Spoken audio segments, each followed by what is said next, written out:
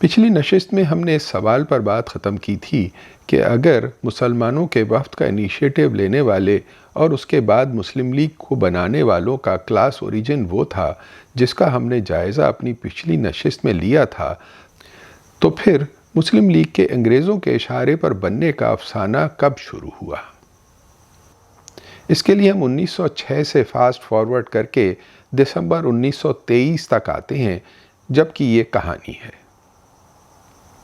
1919 میں کانگریس اور گاندھی کی طرف سے شروع کی ہوئی نان کوآپریشن موومنٹ اور خلافت تحریک کا خاتمہ ہو چکا تھا۔ محمد علی جناح مسلم لیگ اور کانگریس دونوں سے استعفیٰ دے کر باہر نکالے جا چکے تھے۔ پورے ملک میں شدید مایوسی اور بے یقینی کی کیفیت تھی اور ان پرجوش تحریکوں کی ناکامی کا ایک دوسرے پر الزام دھرا جا رہا تھا۔ کوکنڑا میں کانگریس کا سالانہ اجلاس ہو رہا تھا اور مولانا محمد علی جوہر کراچی میں اپنے خلاف بغاوت کے مقدمے میں سزا کاٹ کر جیل سے رہا ہو کر اب کانگریس کے جلسے کی صدارت کر رہے تھے۔ کانگریس کے اس جلسے میں صدارتی تقریر کرتے ہوئے مولانا محمد علی جوہر نے کچھ غصے اور جھنجھلاہٹ اور کچھ جوش خطابت اور وفور جذبات میں اپنا مشہور تاریخی جملہ کہا تھا کہ 1906 کا مسلمانوں کا وفد اور مسلم لیگ کا بننا انگریزوں کے اشارے پر ایک کمانڈ پرفارمنس تھی۔ کانگریس کے لیے یہ جملہ بہت ہینڈی اور یوزفل تھا۔ اسے کانگریس کے پریس نے فوراً اچک لیا اور اس دن کے بعد سے مسلم لیگ اور مسلمانوں کی اپنے حقوق کی تمام جدوجہد کو ہمیشہ اس کمانڈ پرفارمنس کے جملے کی روشنی میں ایکسپلین کرنا شروع کر دیا گیا۔ علی برادران یعنی مولانا محمد علی جوہر اور مولانا شوکت علی، جنہوں نے 1919 کے بعد سے گاندھی اور کانگریس کی ہر پالیسی کی پرجوش حمایت کی تھی اور جناح کی مخالفت کی تھی، انہوں نے بعد میں کانگریس کے اور گاندھی کے مسلمانوں کے بارے میں رویے کو دیکھ کر اپنی غلطی کا احساس کر لیا تھا اور مسلمانوں سے اپنی غلطی کی عام معافی بھی مانگی تھی۔ اب مولانا محمد علی جوہر، جو پہلے گاندھی کے رائٹ ہینڈ مین اور ہندوستان کی آزادی کے متوالے محب وطن سپاہی اور کانگریس کے جلسے کی صدارت کے مستحق تھے، اب شاید ایک بار پھر نواب اور جاگیردار اور انگریزوں کے پٹھو شمار ہونے لگے تھے۔ مولانا محمد علی جوہر کا تو جنوری 1931 میں انتقال ہو گیا تھا،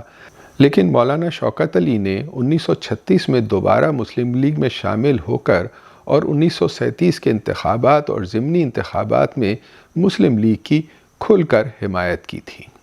اگرچہ بعد میں کئی غیر جانبدار ہندو تاریخ دانوں جیسے بمل پرساد نے اپنی کتاب the pathways to India's partition, the foundation of Muslim nationalism میں یہ بات بہت تحقیق کے ساتھ بتائی ہے کہ 1906 کے مسلمانوں کے وفد کے آئیڈیا کا تعلق نہ صرف اس وقت کے انگریز حکمرانوں سے نہیں تھا،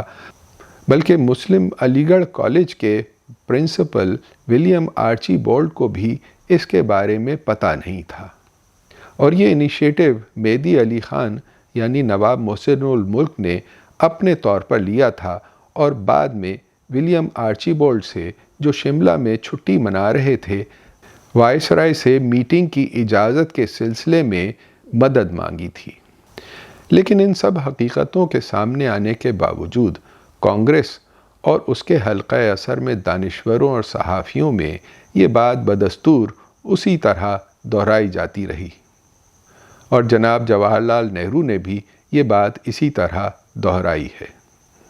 اس سلسلے میں پاکستان کے ایک نامور سیاستدان عبد الولی خان نے بھی ایک کتاب حقائق حقائق ہیں کے نام سے 1986 میں لکھی تھی، جو بعد میں ہندوستان سے فیکٹس آر فیکٹس کے عنوان سے شائع ہوئی۔ اس کتاب میں عبد الولی خان نے انگریز حکومت کی طرف سے شائع کیے ہوئے اپنے ٹرانسفر آف پاور ڈاکیومنٹس کے بہت سارے حوالے دے کر جیسے ایک بڑا انکشاف کیا ہے کہ انگریز حکومت نے اپنی ڈیوائیڈ اینڈ رول کی پالیسی کے مطابق ہندوؤں اور مسلمانوں کے درمیان اختلافات کو ہوا دے کر ہندوستان کی تحریک آزادی کو تقسیم کیا تھا۔ اس بات سے انکار برطانیہ کی حکومت بھی نہیں کرتی اور انہوں نے اپنے تمام کانفیڈینشیل ڈاکیومنٹس چند ایک تفصیلات کے ایکسیپشنز کے سوا خود شائع کر دیے ہیں۔ انگریزوں کی اس ڈیوائیڈ اینڈ رول پالیسی کے اب دسیوں نہیں بلکہ سینکڑوں ثبوت ان ٹرانسفر آف پاور ڈاکیومنٹس میں مل جاتے ہیں، لیکن عبدالولی خان نے ان بہت سارے حوالوں کو دے کر یہ تاثر دینے کی کوشش کی ہے کہ مسلم لیگ اور جناح نے انگریزوں کے ایجنٹ کے طور پر کام کرتے ہوئے پاکستان کا مطالبہ کیا اور ہندوستان کی تحریک آزادی کو تقسیم کیا، ورنہ تو ہندو اور مسلمان اچھے بچوں کی طرح ایک دوسرے کے ساتھ بھائی بھائی اور شیر و شکر کی طرح رہ رہے تھے۔ اس میں کوئی شک نہیں کہ انگریزوں نے ڈیوائیڈ اینڈ رول کی پالیسی کے مطابق جب اور جہاں موقع ملا ہندوؤں اور مسلمانوں کے درمیان اختلافات کو ہوا دی، اور تاریخ میں کسی بھی امپیریل پاور کی طرح اس کی ان سے توقع بھی کی جا سکتی تھی۔ ظاہر ہے وہ یہاں طاقت اور سیاست کے زور پر حکومت کرنے آئے تھے، نہ کہ اپنے خلاف چلنے والی تحریک آزادی کے دوران انگوٹھا ہلانے کے لیے۔ لیکن ہندوؤں اور مسلمانوں کے تمام اختلافات اور مسلمانوں کے اپنے حقوق کی جدوجہد اور اس کے تقسیم ہندوستان اور پاکستان تک کے نتیجے کی ساری ذمہ داری انگریزوں کے سر رکھنا انٹلیکچوئل ڈس آنیسٹی ہے۔ یہ اپنے کیے دھرے کا الزام دوسروں پر رکھ کر اپنی ذمہ داری سے دامن بچانے کی کوشش ہے۔ ہندوؤں اور مسلمانوں کے درمیان اختلافات کو انگریزوں نے بڑھایا ضرور، لیکن یہ ان سے پہلے سے موجود تھے، اور ان اختلافات کے حل نہ ہونے کی ساری ذمہ داری خود ہندوستانیوں پر عائد ہوتی ہے۔ ویسے بھی ایسے تمام معاملات میں بنیادی اہمیت انٹرنل فیکٹرز کی ہوتی ہے، نہ کہ ایکسٹرنل انٹرونشن کی۔ اگر اندرونی اختلافات شدید نہ ہوں یا انہیں وقت پر خوش اسلوبی سے حل کر لیا جائے تو دنیا کی کوئی بیرونی طاقت ان کو استعمال کرنے میں کامیاب نہیں ہو سکتی۔ یہی 1947 میں ہندوستان کے بٹوارے میں ہوا تھا، اور یہی بعد میں 1971 میں بنگلہ دیش کے قیام کے وقت۔ ہندوستان کا بٹوارہ ہو جانے کی بنیادی ذمہ داری خود ہندو اور مسلمان قیادت پر آتی ہے، جو اپنے درمیان اختلافات کا ایک قابل عمل حل تلاش کرنے میں ناکام رہے، یا شاید ان میں سے کچھ طاقتیں اس کو حل کرنے کی خواہش مند نہیں تھیں۔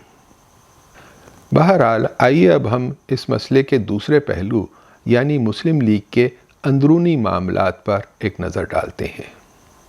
محمد علی جناح ایک خالصتاً شہری نچلے درمیانہ طبقے کے خوجہ تاجر پیشہ گھرانے سے تعلق رکھتے تھے، اور انہوں نے اپنی کامیاب وکالت کے بل پر ساری دولت کمائی تھی۔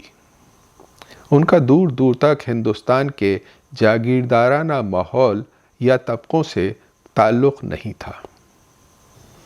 حقیقت یہ ہے کہ اس وقت کے بڑے مسلمان جاگیرداروں اور زمینداروں نے جناح کو ان کی لیاقت اور بے پناہ سیاسی سوجھ بوجھ کی وجہ سے مسلم لیگ کا لیڈر تو مان لیا تھا، لیکن اپنے دل میں وہ ان کو ہمیشہ ایک اپ سٹارٹ مڈل کلاس نو دولتیہ سمجھ کر اپنے برابر کا خاندانی رتبہ دینے پر کبھی تیار نہیں ہوئے تھے،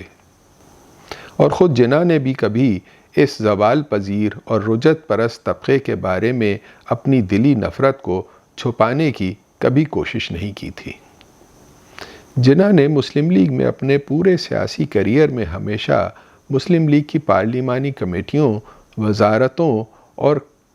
اہم عہدوں پر ہمیشہ جاگیرداروں اور زمینداروں کے نمائندوں کے بجائے درمیانہ طبقے کے نمائندوں کو ترجیح دی تھی۔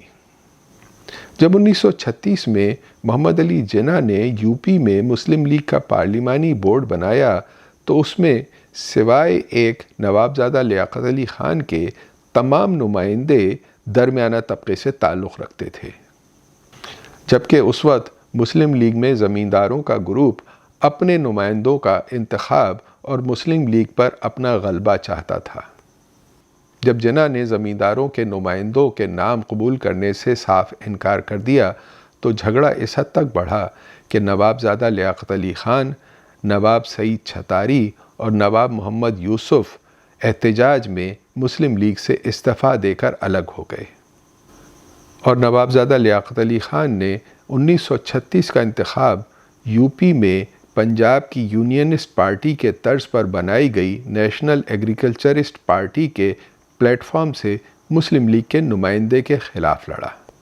اور ان کے بڑے بھائی نواب سجاد علی خان نے انتخاب پنجاب سے یونینسٹ پارٹی کے پلیٹ فارم سے لڑا۔ نوابزادہ لیاقت علی خان نے 1937 کے انتخابات کے بعد مسلم لیگ کے حق میں مسلمانوں کی پرجوش حمایت کے بعد مسلم لیگ میں دوبارہ شمولیت اختیار کی تھی۔ اسی طرح جب اپریل 1936 میں مسلم لیگ کے سالانہ اجلاس کی صدارت کے لیے ناموں کی نامزدگی کا معاملہ آیا تو مسلم لیگ کے زمینداروں کے گروپ نے نواب سلیم پور کو نامزد کرنے کی کوشش کی، جبکہ مسلم لیگ کے درمیانہ طبقے کے رہنماؤں نے اس کی مخالفت کی۔ اس موقع پر جناح نے اپنی مصروفیتوں کے مختلف شیڈول کے باوجود مسلم لیگ کی نامینیشن کمیٹی کے لیے خاص طور پر سفر کیا،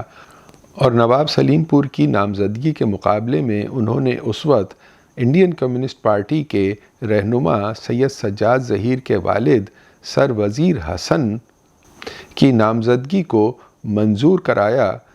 جو اس وقت کانگریس میں بھی مقبول اور سرگرم تھے، اور چونکہ جناح اس وقت مسلم لیگ اور کانگریس کے درمیان کسی درمیانی راستے اور سمجھوتے کو تلاش کرنے کے خواہش مند تھے۔ یہ الگ بات ہے کہ صرف ایک سال بعد 1937 میں سر وزیر حسن نے کانگریس کی مسلم ماس کانٹیکٹ موومنٹ کے دوران مسلم لیگ کی شدید مخالفت کی، اور خاص طور پر لکھنؤ میں آل انڈیا شیعہ کانفرنس کے ذریعے شیعہ مسلمانوں کے مذہبی جذبات کو مسلم لیگ کے خلاف بھڑکانے کی کوشش کی۔ دسمبر 1942 میں سردار سکندر حیات کے اچانک انتقال کے بعد پنجاب کی وزارت اعلیٰ سنبھالنے والے سرگودا شاہپور کے ملک خضر حیات خان ٹیوانہ کی قیادت میں ان کی یونینسٹ پارٹی کا مسلم لیگ سے اتحاد ٹوٹ گیا۔ ملک خضر حیات خان ٹیوانہ نے اپنے روایتی جاگیردارانہ غرور میں محمد علی جناح کو کبھی اپنے لیے قابل تعظیم اور قابل تقلید نہیں سمجھا تھا۔ اسی وجہ سے ان کا ساتھ دینے والے پنجاب کے بڑے جاگیرداروں کے گروپ نے جناح اور مسلم لیگ کی مستقل آخر تک مخالفت کی۔ اسی طرح اکتوبر 1946 میں ہندوستان میں ٹرانسفر آف پاور سے پہلے بننے والی ایک پروویژنل گورنمنٹ میں مسلم لیگ کو 5 وزیر نامزد کرنے کا موقع ملا۔ یونائٹڈ انڈیا کی پروویژنل گورنمنٹ کی اس کیبنٹ میں ایک بار پھر محمد علی جناح نے لیاقت علی خان کے سوا باقی 4 وزیر درمیانہ طبقے سے چنے، جن میں بمبئی کے ایک وکیل اسماعیل ابراہیم چندریگر، جہلم کے راجہ غضنفر علی خان اور پشاور کے عبدالرب نشتر شامل تھے۔ ان کے علاوہ چوتھے مشرقی بنگال کے ایک دلت وکیل جوگندر ناتھ منڈل تھے، جبکہ اس وقت یو پی مسلم لیگ کے صدر نواب محمد اسماعیل اور بنگال مسلم لیگ کے صدر خواجہ ناظم الدین کے علاوہ اس وقت تک مسلم لیگ میں شامل ہونے والے پنجاب کے بہت سے جاگیردار، جو مسلم لیگ کی بڑھتی ہوئی مقبولیت سے خوفزدہ ہو کر خضر حیات خان ٹیوانہ کا گروپ چھوڑ کر مسلم لیگ میں شامل ہو گئے تھے، جیسے فیروز خان نون، سردار سکندر حیات کے بیٹے سردار شوکت حیات، نواب افتخار ممدوٹ اور ممتاز دولتانہ وغیرہ، یہ تمام ان وزارتوں کے بہت پرشوق امیدوار تھے۔ بقول مولانا ابوالکلام آزاد، نواب محمد اسماعیل اور خواجہ ناظم الدین نے تو وزیر کی حیثیت سے اپنی تقریریں اور ان کے مداحوں نے ان کے لیے ہار اور پھول کا انتظام بھی کر لیا تھا، لیکن جناح نے ان سب کی امیدوں پر اوس ڈال دی۔ لیکن صرف یہی نہیں، بلکہ پاکستان بننے کے بعد بھی جو بقول کچھ ہمارے قابل احترام دانشوروں کے جاگیرداروں نے اپنے لیے بنایا تھا، اس کی پہلی کیبنٹ چنتے ہوئے لیاقت علی خان کے علاوہ پچھلی عارضی حکومت کے 4 وزیروں کے علاوہ جن 2 ناموں کا اضافہ کیا،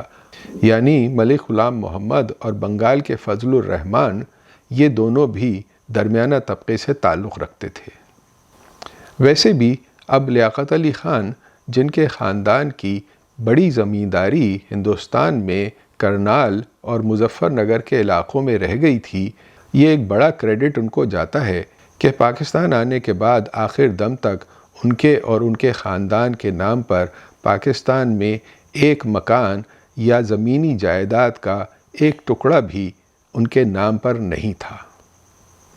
اس وجہ سے لیاقت علی خان عملاً اب اپنے خاندانی پس منظر کے علاوہ ایک درمیانہ طبقے کے فرد کی حیثیت اختیار کر چکے تھے۔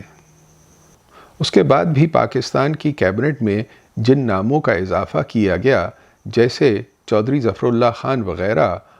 اور قائد اعظم محمد علی جناح کے تمام رائٹ ہینڈ مین اور ان کے خاص معاون جو ان سے براہ راست احکامات لیا کرتے تھے اور حکومت کے انتظام میں فیصلہ کن کردار ادا کر رہے تھے، جیسے غلام محمد، چودھری محمد علی، اسکندر مرزا، محمد اکرام اور زاہد حسین وغیرہ، یہ تمام کے تمام ہندوستان کے شہری تعلیم یافتہ درمیانہ طبقے سے تعلق رکھتے تھے۔ یہ بات بہت کم لوگوں کو معلوم ہے کہ 1945 میں اور 1946 میں ہونے والے الیکشن سے پہلے مسلم لیگ نے جو مینیفیسٹو جاری کیے تھے، وہ بنگال اور پنجاب میں اس وقت کے ان انقلابی دانشوروں نے لکھے تھے جو 1942 میں ہندوستان کی کمیونسٹ پارٹی کے مسلم لیگ میں شامل ہونے کے فیصلے کے بعد اس میں شامل ہوئے تھے۔ مثلاً بنگال میں ابو الہاشم اس مینیفیسٹو کو لکھنے میں پیش تھے، اور پنجاب میں مسلم لیگ کی منظوری کے ساتھ جو الیکشن مینیفیسٹو جاری ہوا تھا، وہ 2 مشہور انقلابی کارکنوں عبداللہ ملک اور دانیال لطیفی نے لکھا تھا۔ مسلم لیگ کے اس منشور میں جاگیرداری کے خاتمے اور ریڈیکل لینڈ ریفارمز کا پروگرام پیش کیا گیا تھا۔ کینیڈا کے مشہور مصنف W.C. اسمتھ نے اپنی کتاب modern Islam in India a social analysis میں لکھا ہے کہ اس وقت مسلم لیگ کے یہ منشور دوسری پارٹیوں کے مقابلے میں بہت زیادہ ریڈیکل اور انقلابی سمجھے گئے تھے۔ لیکن یہ ایک حقیقت ہے کہ پاکستان بننے سے کچھ عرصہ پہلے جب مسلم لیگ ایک بے پناہ مقبولیت حاصل کر چکی تھی اور پاکستان بننے کا خواب ایک حقیقت کا روپ دھار رہا تھا، اس وقت پنجاب اور سندھ کے بڑے زمیندار مسلم لیگ کی مقبولیت کے اس عوامی سیلاب سے خوفزدہ ہو کر اور اپنے لیے مسلم لیگ میں جگہ بنانے کے لیے بالکل آخری وقت میں اس میں شامل ہوئے تھے۔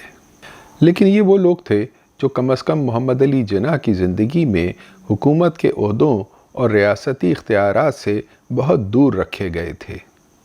اور وہ اس نئے ملک پاکستان کی حکومت پر، جسے وہ یقیناً اپنی ذاتی جاگیر بنانا چاہتے تھے، درمیانہ طبقے کے لوگوں یا بقول شخصے